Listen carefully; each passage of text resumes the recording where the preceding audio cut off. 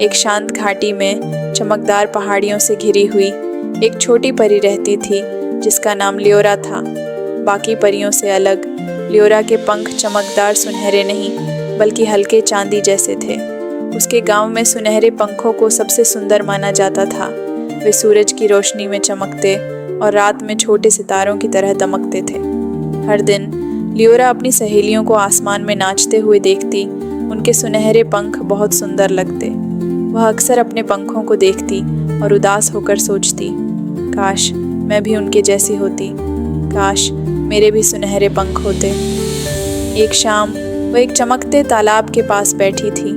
तभी उसकी मुलाकात एक बूढ़ी और समझदार परी एलोवेन से हुई। लियोरा को उदास देखकर एलोवेन ने प्यार से पूछा, तुम इतनी उदास क्यों हो बच्ची? लियोरा ने कहा, मैं चाहती हूँ कि मेरे भी सुनहरे पंख हों। सब लोग उन्हीं की तारीफ करते हैं, मुझे कोई नहीं देखता।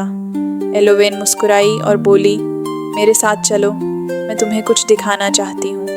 वह लियोरा को जंगल के अंदर एक जादुई पेड़ के पास ले गई जिस पर अलग अलग रंगों के पंख लगे थे, सुनहरे, चांदी जैसे, नीले और बैंगनी। हर पंख अपनी अलग रोशनी से चमक रहा था। एलोवेन ने कहा, ये पंख उन परियों के हैं जिन्होंने अपनी खासियत को पहचाना और उसे अपनाया। हर रंग में अलग जादू होता है।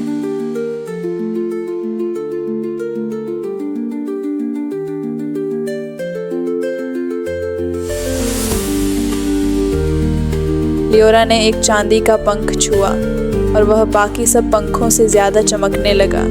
चारों ओर एक शांत और सुकून देने वाली रोशनी फैल गई।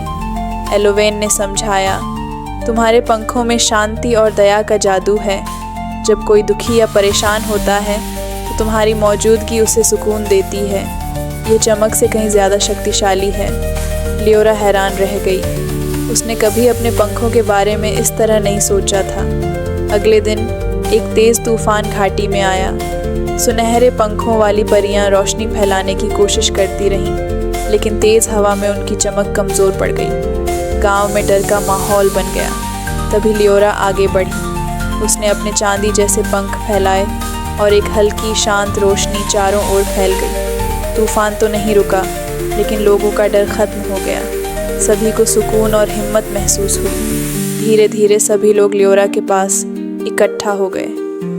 तुम्हारे पंख बहुत सुंदर हैं, उन्होंने कहा। वे हमें शांति देते हैं। उस दिन के बाद लियोरा ने कभी किसी से ईर्ष्या नहीं की। उसे समझ आ गया कि उसकी अपनी खासियत ही उसकी सबसे बड़ी ताकत है। अब जब भी वह घाटी में उड़ती, उसके चांदी के पंख चमकते थे, ईर्ष्या से नहीं बल्कि आत्मविश्वास और खुशी से।